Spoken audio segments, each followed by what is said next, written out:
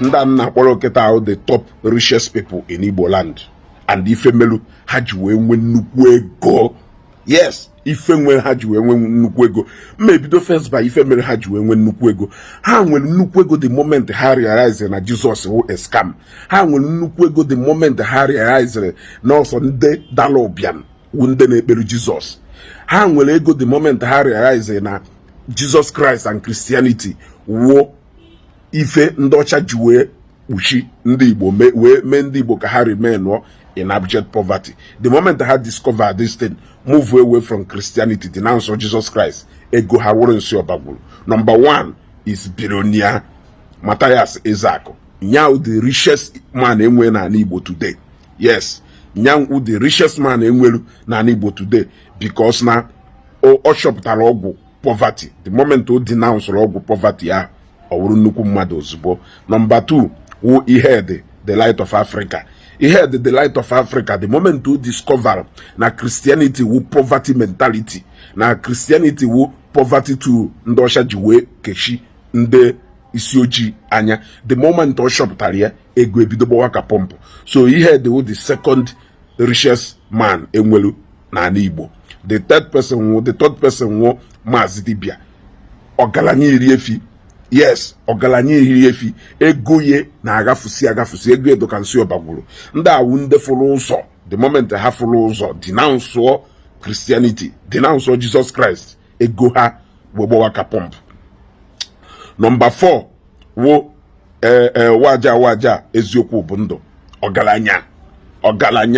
Ogalanyi Iriefi. Ịghọtago, nda wunde denounce darkness wee fifo ozugbo, ego ha wee gbawa ka pọmpụ, ego ha wee wụrụ nsi ọbagburu. Ịghọtago. Number 5 wo Kelechi TV, ego Kelechi TV duka isi ebe a wee jewe Jos. Number 6 wo Gulu Ezigbo, odogwu ndị Igbo ji eje mba na Ghana, ego esi Ghana wee toru Nigeria.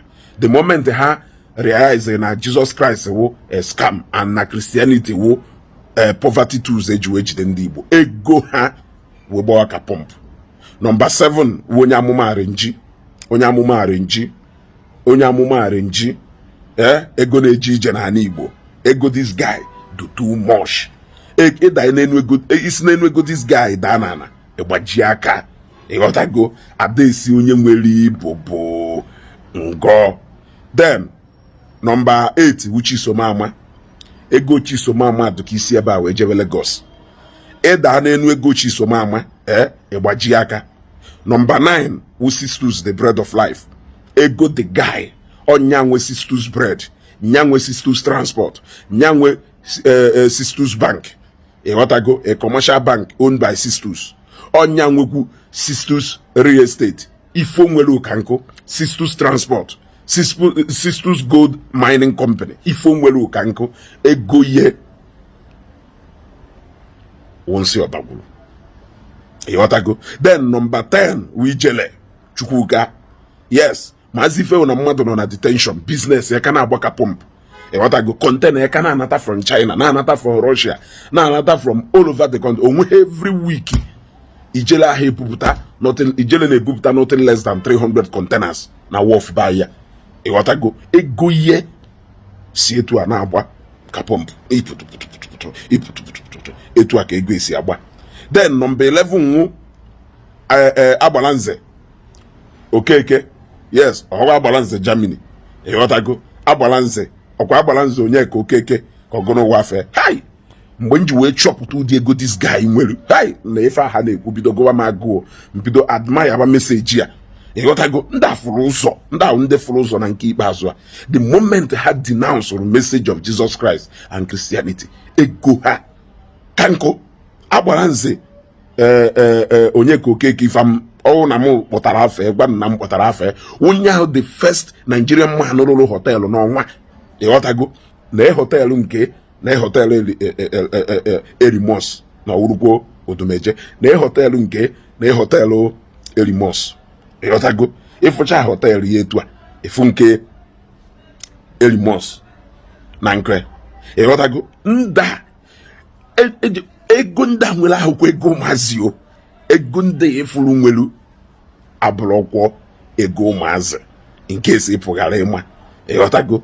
Ndị awụ the top Igbo people nwere ego ha na-esi ego ha adọ onwere ife ha ji ego eme. The reason ha ji wee nwe ụdị ego because na ha denounce that poverty mentality ndị ọcha butere Africa. That particular thing ndị ọcha ji wee hold Africa, hold ndị Igbo into perpetual poverty. The moment ndị afụrụ ụzọ wee denounce ya, ịmara etu ahụ Romi Eze Onwuka Rojeni si wee fụ ụzọ mgbe ahụ wee gbaa Taiwan wee bụrụ the first person bute Taiwan motorcycle. Etu aka ndị asị wee fụ ụzọ na this our generation wee discover na the moment isi ha n'ala ebe a pụọ ego agbaọ ka pump, and since then na ego fa ha ewo na ka ụta, ụfọdụ n'ime ha ewo na ka ụta tacha their community bụrụ street light dọkọ iche ebe niile ma ntụcha sola ife ụlọ ha na-alụ ndị widows. Ego ha every month to 3 months 1 year ka ha si ebute container rice na eke ebe niile wo street light gajusicha ebe niile. Ndị a na-aga ebe a iche no the Prince Charles wonye na-aga ịghọtago. Ego ha nwere ngabasị, ego ha nwere efizi ịghọtago. Ego ha ọnụ nwere another millionaire nọ in this category ịma, ọnụ nwere another billionaire ịma nọ in this category. Feel free to drop their names at the comment section ịghọtago. Ịma na ana Igbo ebuka ya ama ndị ọgaranya niile nka ya eri izukwara ụnụ the second set ịghọtago, because ịma na ego enwelu dọ na ngalaba mana ego ndị nke a mkpọrọ kịta nwelu na atụmoyi. Ndị nke a mkpọrọ kịta ego ha nwelu na atụmoyi, ọ na-awụsa ma akpata oyi abịa nke ụbọchị mere izukwa another set daalụnụ.